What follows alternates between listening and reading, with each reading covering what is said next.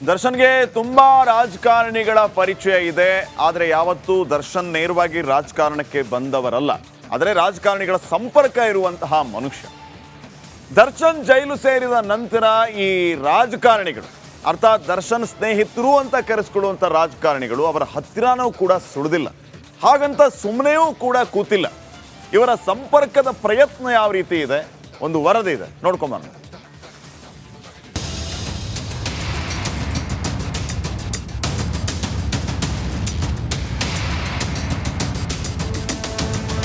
Darshan box office ಸುಲ್ತಾನ ಅಂತಾನೆ famous.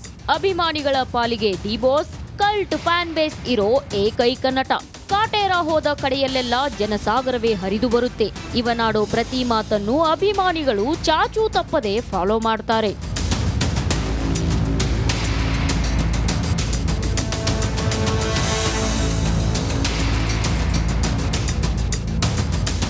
ಇದೇ ಕಾರಣಕ್ಕೆ ಎಲೆಕ್ಷನ್ ಬಂದ್ರೆ ಸಾಕು, ಶಾಸಕರು, ಸಚಿವರು, ಅಭ್ಯರ್ಥಿಗಳು ಡೆವಿಲ್ ಹಿಂದೆ ಬೀಳ್ತಾರೆ. ಚುನಾವಣಾ ಪ್ರಚಾರ ಮಾಡಿಸ್ತಾರೆ. ಪಕ್ಷ ಅಂತ ನೋಡದೆ ದಾಸ ಕ್ಯಾಂಪೇನ್ ಮಾಡ್ತಾನೆ. ಹೀಗೆ ಅಭ್ಯರ್ಥಿಗಳ ಗೆಲುವಿಗೆ ಕಾರಣವಾಗಿದ್ದ ದರ್ಶನ್ಗೆ ಇವತ್ತು ಯಾವ ಶಾಸಕರು ಕೂಡ ಸಹಾಯಕ್ಕೆ ಬರ್ತಿಲ್ಲ.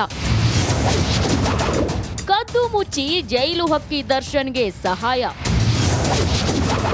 ತೆರೆಮರೆಯಲ್ಲೇ ಶಾಸಕನ ಬೆಂಬಲಿಗರಿಂದ ಹೆಲ್ಪ್. ನೇರವಾಗಿ ದರ್ಶನ್ ಸಹಾಯಕ್ಕೆ ಬಂದ್ರೆ ಅಪಾಯ. ಕೊಲೆ ಆರೋಪಿ ಪರ ನಿಂತ ಹಣೆಪಟ್ಟಿ. ಹಾಗಂತ ಕಾಟೇರನಿಗೆ ಸಹಾಯ ಮಾಡದೇ ಇದ್ರೂ ಸಮಸ್ಯೆ.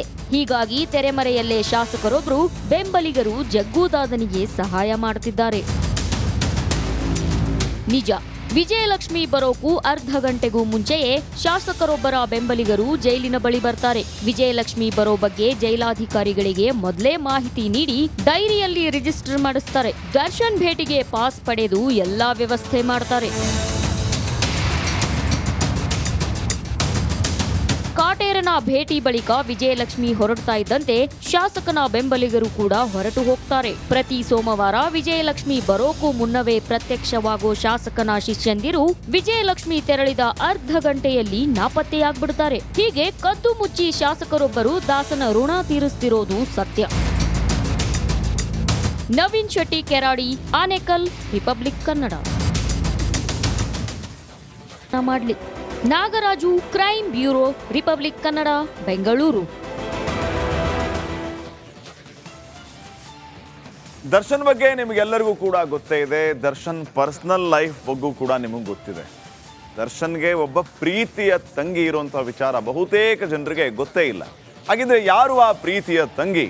ಒಂದು ವರದಿ ಇದೆ, ಬನ್ನಿ ನೋಡೋಣ.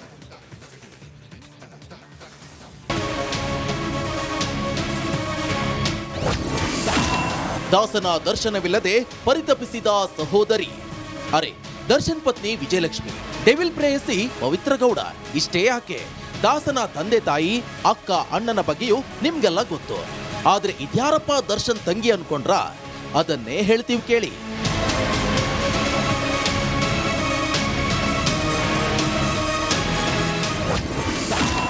ರಾಖಿ ಕಟ್ಟಲು ಜೈಲಿಗೆ ಬರ್ತಾಳ ದರ್ಶನ್ ತಂಗಿ ಸಮತ. ಕಿಲ್ಲರ್ ಲೇಡಿ ಪವಿತ್ರ ಗೌಡಳ ಆಪ್ತ ಸ್ನೇಹಿತೆ. ಜೈಲಲ್ಲಿ ದರ್ಶನ್ನ ಸೈಲೆಂಟ್ ಆಗಿ ಭೇಟಿಯಾಗಿ ಎಸ್ಕೇಪ್ ಆಗಿದ್ದ ಲಿಪ್ಸ್ಟಿಕ್ ರಾಣಿಯ ಆಪ್ತೆ. ದರ್ಶನ್ ತಂಗಿ ಅಂತ ಹೇಳಿಕೊಂಡು ಡೆವಿಲ್ನ ಮೀಟ್ ಮಾಡಿದ ಬಗ್ಗೆ ರಿಪಬ್ಲಿಕ್ ಕನ್ನಡ ಸುದ್ದಿ ಮಾಡ್ತಿದ್ದಂತೆ ಸಮತಾಗೆ ಪೊಲೀಸರು ನೋಟಿಸ್ ಕೊಟ್ಟಿದ್ರು.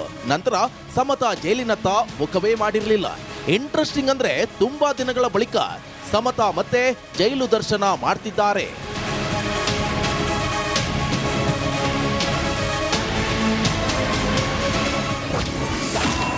ದರ್ಶನ್ಗೆ ರಾಖಿ ಕಟ್ಟಲು ಬರ್ತಾರಂತೆ ಸಮತಾ. ನಿಜ, ಬಹಳ ದಿನಗಳ ನಂತರ ಪವಿತ್ರ ಗೌಡ ಸ್ನೇಹಿತೆ ಬರ್ಕಿಯನ್ನ ಭೇಟಿ ಮಾಡ್ತಿದ್ದಾರೆ. ಅದು ಕೂಡ 19ನೇ ತಾರೀಕು, ಅಂದ್ರೆ ರಕ್ಷಾ ಬಂಧನ ದಿನ. ಜೈಲಲ್ಲಿ ಕಾಟೇರ್ನನ್ನ ಮೀಟ್ ಮಾಡ್ತಿದ್ದಾರೆ. ಡೆವಿಲ್ಗೆ ರಾಖಿ ಕಟ್ಟೋಕೆ ಭೇಟಿ ಆಗ್ತಿರೋದಾಗಿ ಜೈಲಾಧಿಕಾರಿಗಳಿಗೆ ಕಾರಣ ನೀಡಿದ್ದಾಳೆ. ಇದಕ್ಕೆ ಅವಕಾಶ ನೀಡುವಂತೆ ಮನವಿ ಮಾಡಿದ್ದಾರೆ.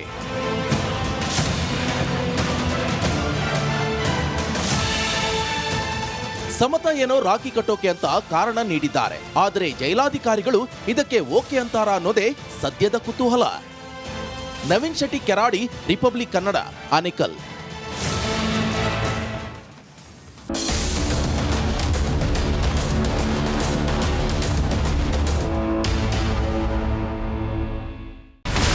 ಇಲ್ಲಿರುವಂತ ಈ ಒಂದು ಗುಡ್ಡ ಕುಸಿದ ಪರಿಣಾಮ ಯಾವ ರೀತಿಯಾಗಿತ್ತು ಅಂತಂದ್ರೆ ಗಂಗಾವಳಿ ನದಿ ಪಕ್ಕದಲ್ಲಿರುವಂತಹ ಉಳುವರ್ ಎನ್ನುವ ಗ್ರಾಮ ಸಂಪೂರ್ಣವಾಗಿ ಇವತ್ತು ನಾಶ ಆಗಿದೆ. ಮನೆ ಮಠ ಏನಿಲ್ಲ, ಎಲ್ಲ ಹೋಗ್ಬಿಟ್ಟಿದೆ. ಇವತ್ತು ರಿಪಬ್ಲಿಕ್ ಕನ್ನಡ ಮಾಡಿದಂತ ಒಂದು ವರದಿಯಿಂದಾಗಿ ಎಚ್ಚೆತ್ತುಕೊಳ್ಳುವಂತ ಕೆಲಸ ಸರ್ಕಾರ ಮಾಡಿದೆ, ಸಚಿವರು ಕೂಡ ಮಾಡಿದ್ದಾರೆ. 2 ಗಂಟೆಗೆ ಸುದ್ದಿ ಮೂಡಿಸಿದ್ದು 6 ಗಂಟೆಗೆ ಎಲ್ಲ ಸಚಿವರು ಮಿನಿಸ್ಟರ್ ಎಲ್ಲ ಬಂದು ಇಲ್ಲಿ ನೋಡೋಗಿದ್ದಾರೆ.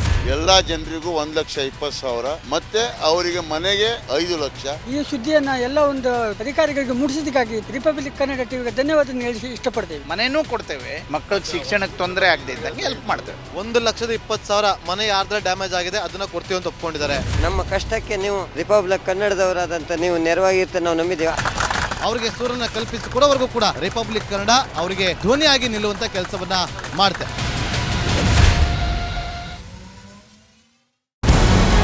ನಮಸ್ಕಾರ, ಕರ್ನಾಟಕ ಪ್ರೈಮ್ ಟೈಮ್ಗೆ ಸ್ವಾಗತ.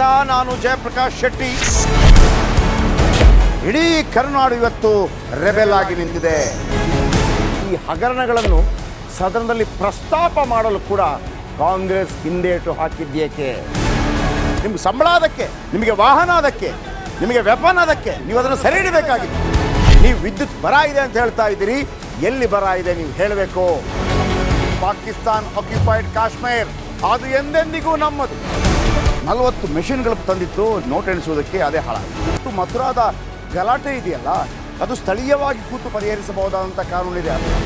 ಗ್ಯಾರಂಟಿ ಯೋಜನೆಯಿಂದ ನಷ್ಟ ಆಗಿದೆ, ಲಾಭ ಆಗಿದೆ, ದಯವಿಟ್ಟು ಹೇಳಿ. Dawood Ibrahim most wanted criminal ಯಾವಾಗಾದ ಅಂದರೆ ಇಲ್ಲಿ ತನಕ ಭಾರತ ದೇಶದಲ್ಲಿ ಓರ್ವ ದಲಿತ ಪ್ರಧಾನಿಯಾದಂಥ ಇತಿಹಾಸವೇ ಇಲ್ಲ. ರಿಪಬ್ಲಿಕ್ ವರ್ಲ್ಡ್ ಆಪ್ ಇದು ಕೇವಲ ಅಪ್ಲಿಕೇಶನ್ ಅಲ್ಲ, ಸಮಗ್ರ ಸುದ್ದಿಗಳ ಸಂಪರ್ಕ ಮಾರ್ಗಕ್ಕೆ ಕ್ರಾಂತಿಕಾರಿ ಬದಲಾವಣೆ. ರಿಪಬ್ಲಿಕ್ ವರ್ಲ್ಡ್ ಆಪ್ ಕೇವಲ ಸುದ್ದಿ ಅಪ್ಲಿಕೇಶನ್ ಅನ್ನ ಪರಿಚಯ ಮಾಡ್ತಾ ಇಲ್ಲ, ಬದಲಾಗಿ ಡಿಜಿಟಲ್ ಸುದ್ದಿ ಬಳಕೆಯ ಹೊಸ ಯುಗಕ್ಕೆ ನಾಂದಿ ಹಾಡ್ತಾ ಇದೆ. ಇದೊಂದು ಬ್ರೇಕಿಂಗ್ ನ್ಯೂಸ್, ಪ್ರಭಾವಶಾಲಿ ಕಾರ್ಯಕ್ರಮಗಳಿಗೆ ಗಟ್ಟಿಯಾದ ವೇದಿಕೆ. ರಿಪಬ್ಲಿಕ್ ವರ್ಲ್ಡ್ ಅಪ್ಲಿಕೇಶನ್ ಈಗ ಲೈವ್ ಆಗಿದೆ. ಗೂಗಲ್ ಪ್ಲೇ ಸ್ಟೋರ್ ಮತ್ತು ಆಪಲ್ ಆಪ್ ಸ್ಟೋರ್ ಎರಡರಲ್ಲೂ ಲಭ್ಯವಿದೆ. ಈಗಲೇ ಡೌನ್ಲೋಡ್ ಮಾಡಿ.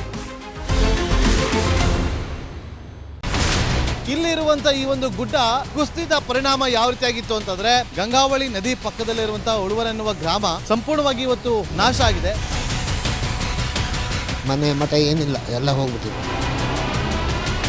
ಇವತ್ತು ರಿಪಬ್ಲಿಕ್ ಕನ್ನಡ ಮಾಡಿದಂತ ಒಂದು ವರದಿಯಿಂದಾಗಿ ಎಚ್ಚೆತ್ತುಕೊಳ್ಳುವಂತ ಕೆಲಸ ಸರ್ಕಾರ ಮಾಡಿದೆ, ಸಚಿವರು ಕೂಡ ಮಾಡಿದ್ದಾರೆ. 2 ಗಂಟೆಗೆ ಸುದ್ದಿ ಮೂಡಿಸಿದ್ದು 6 ಗಂಟೆಗೆ ಎಲ್ಲ ಸಚಿವರು ಮಿನಿಸ್ಟರ್ ಎಲ್ಲ ಬಂದು ಇಲ್ಲಿ ನೋಡೋಗಿದ್ದಾರೆ.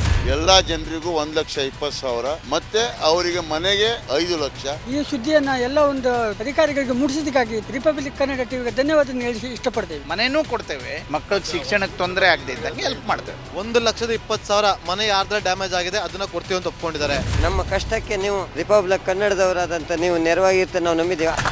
ಅವರಿಗೆ ಸೂರನ್ನ ಕಲ್ಪಿಸಿ ಕೊಡೋವರೆಗೂ ಕೂಡ ರಿಪಬ್ಲಿಕ್ ಕನ್ನಡ ಅವರಿಗೆ ಧ್ವನಿಯಾಗಿ ನಿಲ್ಲುವಂತ ಕೆಲಸವನ್ನ ಮಾಡುತ್ತೆ.